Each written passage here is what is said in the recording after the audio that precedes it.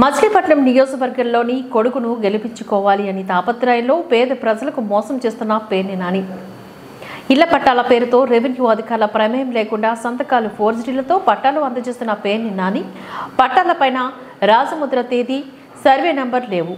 మచిలీపట్నం తహసీల్దార్ deputy తహసీల్దార్ స్వయాన ఈ పట్టాలు చెల్లని రికార్డ్స్ లేవని ఒప్పుకున్నారు.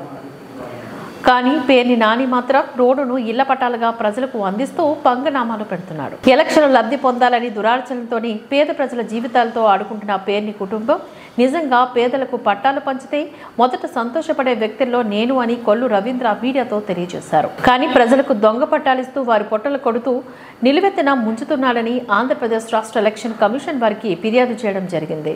ఎలక్షన్ కమిషన్ వారు తక్షణమే స్పందించి కలెక్టర్ వారికి ఆదేశాలను జారీ చేస్తామని తెలియజేశారు. ఫిర్యాదు చేసిన వారిలో నగర ప్రధాన కార్యదర్శి పిప్పల్ల వెంకట కాంతారావు, దిలీప్ కుమార్ తదితరులు పాల్గొన్నారు.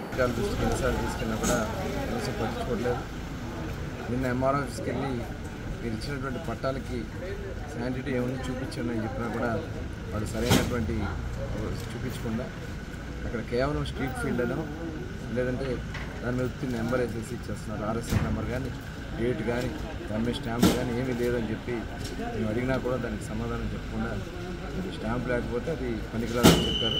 సాక్షాత్ ఎంఆర్ఓ గారు చెప్పడం కూడా జరిగింది. మరి నిన్న జేసీ గారిని కలెక్టర్ గారిని కూడా మేము మాట్లాడడం జరిగింది.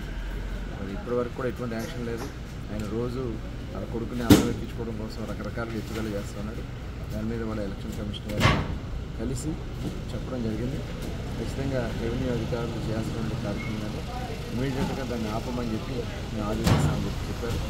ఖచ్చితంగా న్యాయం జరగని పక్షంలో మరింత ప్రభుత్వం చేస్తామని కూడా తెలియజేస్తూ ఇంత దిగజారాల్సినటువంటి అవసరం ఉందా? ఇటువంటి రాజకీయాలు చేస్తున్నటువంటి ఈ చెత్త ఎమ్మెల్యేని చెత్త మరి నాయకుని ప్రజలను గుర్తుపెట్టుకోవాలని కోరుతాం.